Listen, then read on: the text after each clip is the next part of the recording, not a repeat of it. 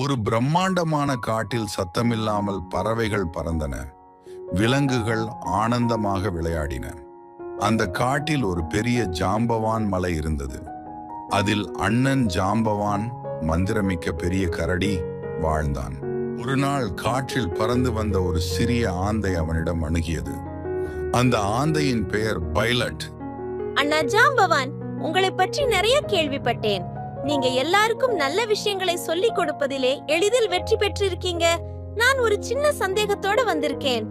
வா பைலட், உன் சந்தேகத்தை சொல், நிச்சயமாக உதவுவேன். என் நண்பர்கள் ஆற்றில் குப்பை வீசுறாங்க, பிளாஸ்டிக், பழைய பாட்டில் எல்லாம் வீசுறாங்க.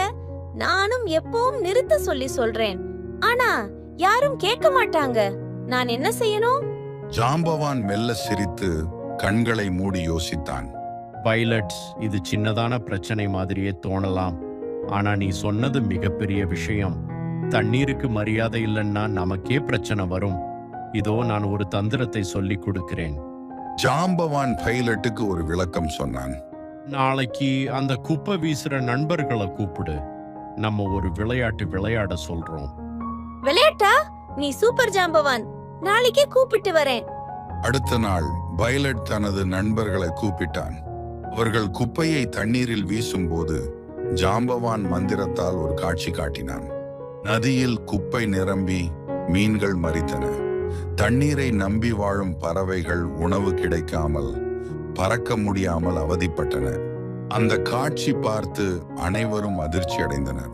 பைலட், இது நம்மால நடக்குதா? நான் இனிமேல் இப்படி நடக்க விட மாட்டேன். நான் இனிமேல் குப்பை வீச மாட்டேன். நம்ம இடத்தை நம்ம தான் சுத்தமாக வைத்துக் கொள்ளணும். பைலட் மிகவும் சந்தோஷமானான். ஜாம்பவான் அண்ணா, உங்கள் உதவிக்காக நன்றி. என் நண்பர்கள் இப்போ நதியை சுத்தமாக வைத்துக் கொள்ள தயாராக இருக்கிறாங்க. நேசிக்கிறதை காப்பது நம் கடமை. நீங்க அனைவரும் நல்லதை கற்றுக்கொண்டது எனக்கு சந்தோஷமா இருக்கு. அனைவரும் உற்சாகத்துடன் விலகினர்.